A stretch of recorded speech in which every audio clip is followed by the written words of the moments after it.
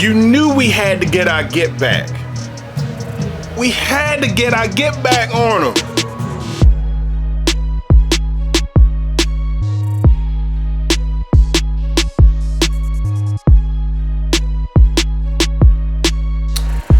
What is up, everybody? My name is Advance, and this is Buck Dynasty, a very special segment that I set aside on my channel to talk about my team, and possibly your team, if it is, the Tampa Bay Buccaneers. All right, so we had a doubleheader. We was part of the doubleheader on Monday night, and man, I gotta say, it was overall, it was satisfying. It was stressful at times, but all in all, it was an exciting game to watch. Now, let's get into this. All right, so Buccaneers faced off against the Houston Texans in week 2. So we 2-0, they 0-2. We beat them $20. I'm about to say $20. Oh man, we beat them 20-19. Man, so. Yeah, of course we won the coin toss, deferred it because we wanted to start the half with the ball. So started off with a Nico Collins touchdown, followed swiftly by a Ryan Miller touchdown, and then a Fairbairn field goal. Then in the second quarter, after we went back and forth a little bit, we got another touchdown by Emeka Egbuka. Man, yo, he is really stepping into that Chris Godwin role, man. Nothing bad can be said about this kid, man. Think about how it's going to be when McMillan come back and we get him and McMillan on the field at the same time, man. And oh man, both of them on the field at the same time is going to be very interesting to watch. So now we're going to see if it's going to be like watching the young Mike Evans and Chris Godwin when they was a little bit younger. But hold on, I got a trivia fact for you. Do y'all remember when Chris Godwin was a number 3 receiver and he was splitting that number 3 spot with Adam Humphries? Man, how far we've come along since then, man. Oh man, the Bucks did their thing, despite their attempts to try to raise my blood pressure. But yeah, the defense did their thing. Defense came up with a very key stop in the fourth quarter, and a very bad decision, in my opinion, of the Houston Texans in deciding to go for it on 4th and goal on the 1-yard line as opposed to just kicking the field goal and taking the points.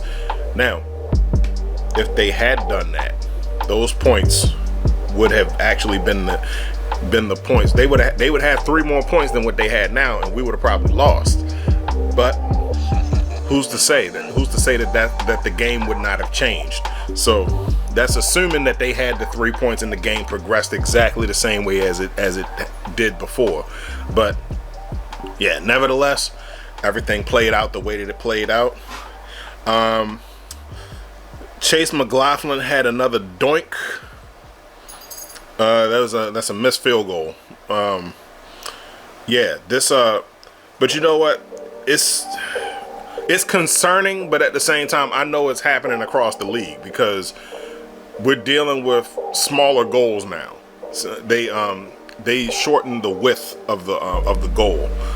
I don't know. Last week I was just getting bad flashbacks because I was like, last time we had a kicker that cost us a game because he doinked 2 field goals. He cost us the game, and then he cost us the playoff spot because we lost that game, and then he would end up going and playing for that same team the following year. That was Matt Bryant. No, but all jokes aside, though, everything's turning out good. So, all right. So now, Baker Mayfield, he when he gets excited, and they try to like go high octane, and they try to go pass. That's not good. We gotta be steady and methodical with it. Find that gentle balance between conservative and aggressive. But we can be conservatively aggressive. But when we make the right play at the right time, man, it's glorious. And listen, so I know Mike Evans is very oddly silent, but the rookie is getting a chance to learn the ropes though. So all right, so Mike Evans is currently sitting at 107 yards. So what does that mean? Hey, we got 897 more. No, I'm sorry, 893 more yards to go before he breaks Jerry Rice's record. I will count this down bi-weekly, by the week if I have to. But in any case, defense did that thing, man. And then speaking of defense, we got a very pleasant milestone, one that I kind of went under my radar. This was Levante David's 200th game as a Buccaneer. And it's crazy to think, damn, 200 games. What is that? That's 5 head coaches ago.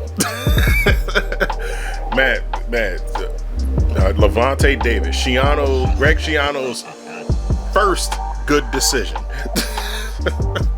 So we had Schiano, Lovey, Dirk, Bruce, and Todd. He's gone through. I mean, I guess you can kind of put Bruce Arians and Todd Bowles, together because they came off the same coaching staff. But nevertheless, no, that's 5 head coaches, 5 regimes that Levante David has gone through, and man, I'm glad to have him. So yeah. So, but in any case, yeah. So it's Luke Gedeke. We got to get a decent backup for him because he got hurt early on in the game, and of course because of that, they had to play that shell game, rearranging with the offensive line, and our backup tackles are getting beat too much. So yeah, it's because that was one of the major things that was really plaguing Baker, was that the rushing coming off of the edge. And I don't want to take anything away from the Houston pass rush, because I know they got traces of that Lovey Smith, that Lovey system, D'Amico Ryans left in place. But yeah, they've always been tough defensively. But we definitely need to get Tristan Wirfs back. And the fact that we are winning despite the best offensive tackle in the league being present. Look, I didn't say it. I mean, I said it now, but I'm not the one that said it. That said he was the best. Those were sports analysts, people that are far more qualified than me, that said he's the best tackle in the game. So yeah, you take it up with them. But yeah, so we've been surviving without the best offensive tackle in the game, offensive tackle in the league playing with us. So yeah, imagine how bad it's going to be when he actually comes back. So yeah, all right, but yeah, that's what we gotta we gotta get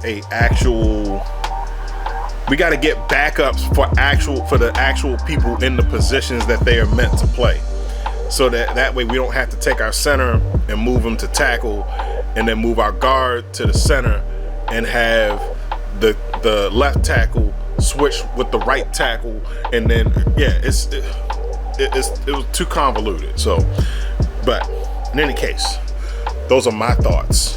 What are your thoughts? If you are a Buccaneers fan, you should be dropping a like and a follow. You should be listening to me every week. You should be offering your input. Put your comments in the comment section down below. Let's chop it up. We're going to start this conversation. My name's Advance. Don't forget to like, share, subscribe on everything. Go Bucks. I'm out.